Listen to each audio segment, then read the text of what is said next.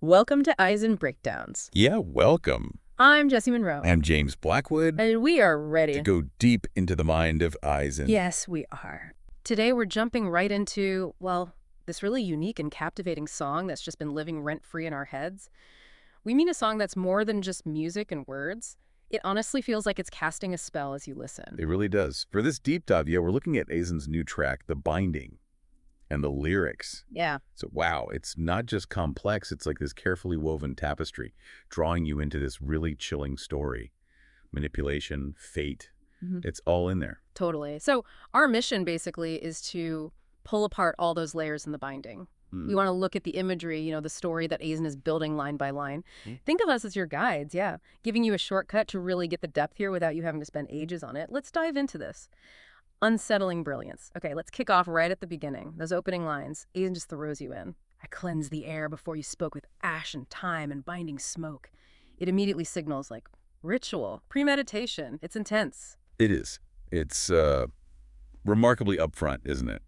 What strikes me is how the spellcaster, the narrator, just owns their intent straight away and sets it against how the victim sees things. You thought this spark was accident, but I was working my intent. No, it's not just magic, though, is it? It taps into those really uncomfortable relationship dynamics, like gaslighting or that intense love bombing. Oh, absolutely, where one person is pulling all the strings. Exactly. And the other person thinks, wow, this is destiny, it's fate. AIZN makes it almost physical, too. You can almost smell the ash and time. It really makes you question how real things are right from the start. And the impact isn't subtle either. It's immediate. Your shadow twitched when I said your name. The sigils burned. You played the game. The victim's part of this game, but they don't even know they're playing. And this game, it's manipulation, but it's also hinting at these bigger, unseen forces, The victim's pulled in, totally unaware of the rules, the stakes, anything, really. It's actually quite terrifying when you think about it, how easily you could get caught up. Yeah. It just highlights that power imbalance where consent is completely off the table. Okay, but here's where it gets really dark, I think. The pre-chorus. That moment we're saying, I love you, something that should be pure, becomes the actual trigger.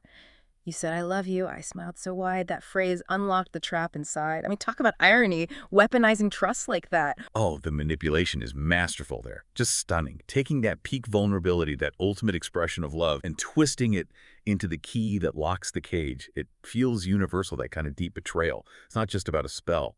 And AIZN maps out that awful slide from love to sacrifice so brutally.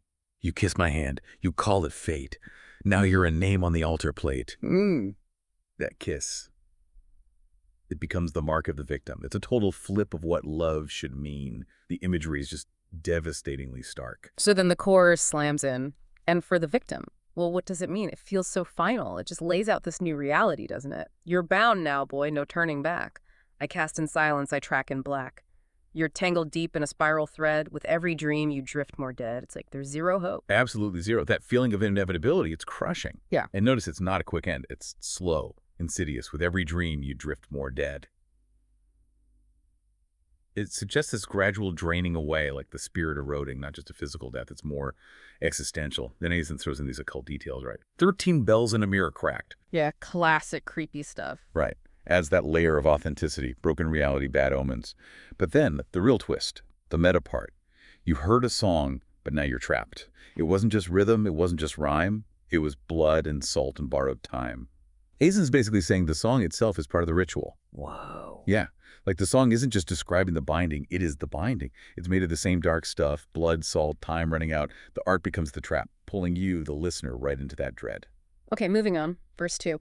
The deception keeps going, but now there's this hint of something bigger. You felt my calm and called it peace, but covens whisper through the trees. Suddenly, it's not just one person, it's collective. That feels even scarier. It's a huge shift, Really broadens the whole thing. From one antagonist to this unseen group.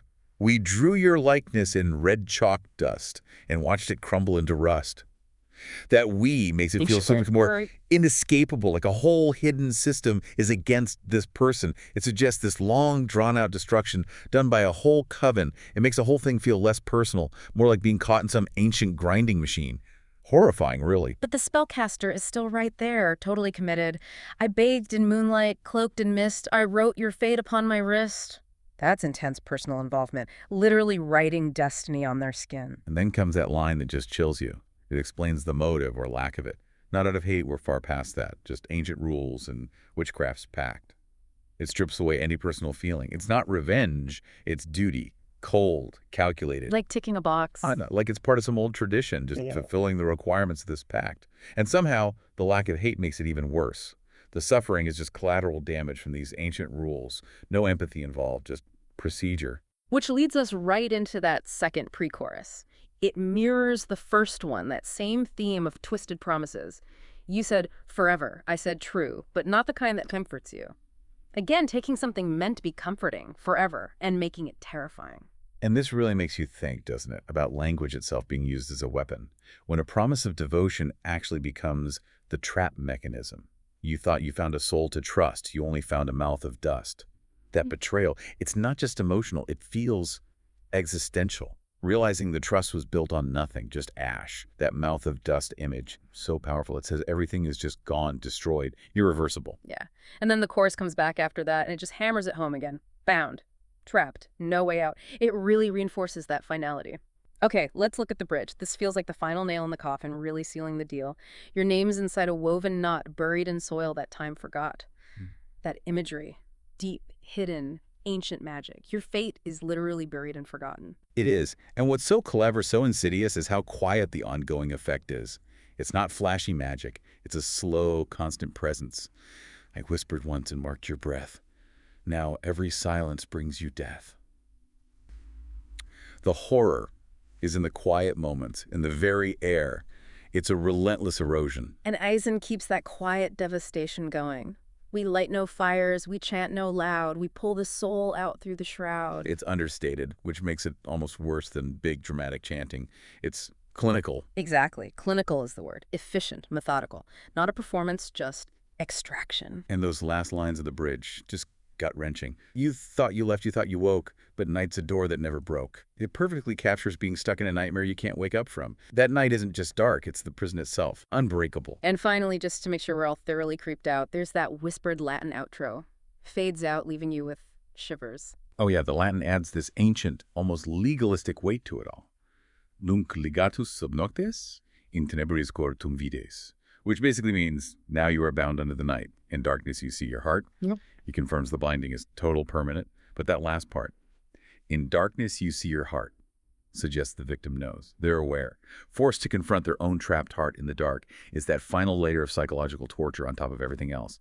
And using Latin just makes the curse feel timeless, unchangeable. So there we are, our deep dive into The Binding by AIZN. What an incredible, dark piece of storytelling. The way AIZN uses lyrics, imagery, that chilling buildup, it really creates something powerful and, yeah, unforgettable. Really shows what art can do, how it can grip you and unsettle you.